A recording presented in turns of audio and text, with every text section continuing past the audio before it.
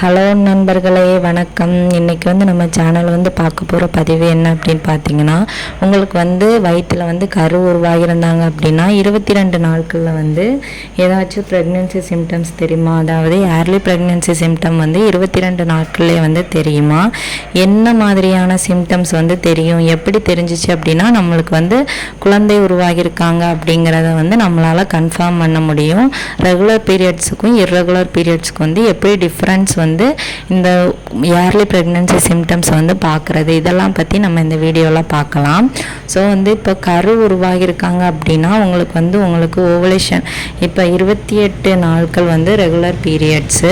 So அந்த மாதிரி இருக்கிறவங்களுக்கு ஓவலேஷன் 14வது நாளையில் நடக்கும். அப்படி 14வது நாளையில் நடக்கிறவங்களுக்கு 14வது நாள் தான் நடக்கும்னு சொல்ல முடியாது. 12, 14, 16, 18 இதில் ஏதாவது ஒரு நாள் நடந்திருக்கலாம். இது நடந்ததுக்கப்புறமா இந்த 18 நாள்லேருந்து எக்ஸ்ட்ரா ஒரு 10 நாள் கழித்து இப்போ 28 ஆயிரும்.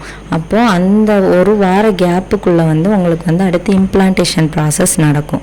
ஸோ அந்த ஒரு வார கேப்புக்குள்ளே மிடில் ஒரு நாளில் உங்களுக்கு இந்த மாதிரி சிம்டம்ஸ் தெரியுதான்னு நோட் பண்ணுங்கள். அதாவது உங்கள் வயிற்றில் லேசாக குறுகுறுப்பாக ஏதாச்சும் தெரியுதான்னு பாருங்கள். இல்லை ஊசி வச்சு லேசாக குத்துனா உங்களுக்கு என்ன மாதிரி ஃபீல் வரும்? லேசாக குத்துனா அது நல்லா சுருக்கு சுருக்குன்னு குத்தாது, லேசாக மைல்டாக ஒரு பெயின் இருக்கும்.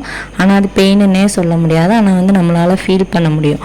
அந்த மாதிரி இருக்குதான்னு பாருங்கள். இல்லாட்டி வயிறை இறுக்கி பிடிச்சி இழுக்கிற மாதிரி ஃபீலிங் இருக்கான்னு பாருங்கள்.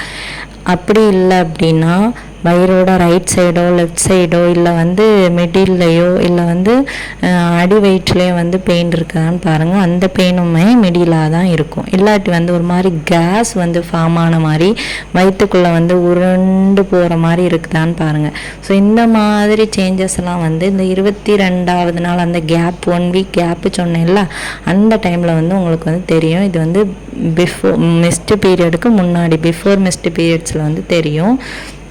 ஸோ இந்த மாதிரி எந்த சிம்டம்ஸ் தெரிஞ்சாலுமே அது உங்களுக்கு பேபி உருவாகியிருக்காங்க, உங்களுக்கு கரு இம்ப்ளான்ட் ஆகியிருந்தால் மட்டும்தான் இந்த மாதிரி சிம்டம்ஸ் தெரியும். இதுதான் ஸோ இந்த மாதிரி சிம்டம்ஸ் எல்லாம் 22 நாள், 23, 24 உங்களுக்கு பீரியட்ஸ் வரதுக்கு முன்னாடியிலேருந்து கண்டிப்பாக தெரியும். நீங்கள் நோட் பண்ணி பாருங்கள். இது பிஃபோராக தான் தெரியும். ஆஃப்டராக தெரிகிறது இன்னும் சிம்டம்ஸ் வேறு மாதிரி மாறிடும். அதுக்கப்புறமா உங்களுக்கு பீரியட்ஸ் வர்றதுக்கு 1 வீக் முன்னாடி தான் இந்த சிம்டம்ஸ் எல்லாம் தெரியும். அதை வச்சு நீங்கள் கண்டுபிடிக்கலாம். இப்போ உங்களுக்கு பீரியட்ஸ் ஆக போகுது அப்படின்னா கண்டிப்பாக இது 1 வீக் முன்னாடி தெரியாது. பீரியட்ஸ் வர்றதுக்கு 2 டேஸ் முன்னாடியோ இல்லை ஒரு நாள் முன்னாடியோ தான் இந்த சிம்டம்ஸ் எல்லாம் தெரியும்.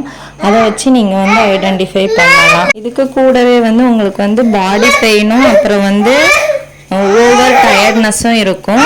இந்த மாதிரி சிம்டம்ஸ் எல்லாம் தெரிஞ்சுது அப்படின்னா உங்களோட ப்ரெக்னன்சி கன்ஃபார்ம் ஆக போகுது. ஸோ இந்த மாதிரி சிம்டம்ஸ் தெரிகிறது ஏர்லி ப்ரெக்னன்சி சிம்டம்ஸ்னு சொல்லுவாங்க. ஸோ உங்களுக்கு என்ன மாதிரி சிம்டம்ஸ் தெரியுதுன்னு சொல்லிட்டு நம்ம கமெண்ட் செக்ஷனில் கமெண்ட் பண்ணுங்கள். இந்த வீடியோ உங்களுக்கு யூஸ்ஃபுல்லாக இருந்துச்சு அப்படின்னா லைக் பண்ணுங்கள், ஷேர் பண்ணுங்கள், நம்ம சேனலை சப்ஸ்கிரைப் பண்ணுங்கள்.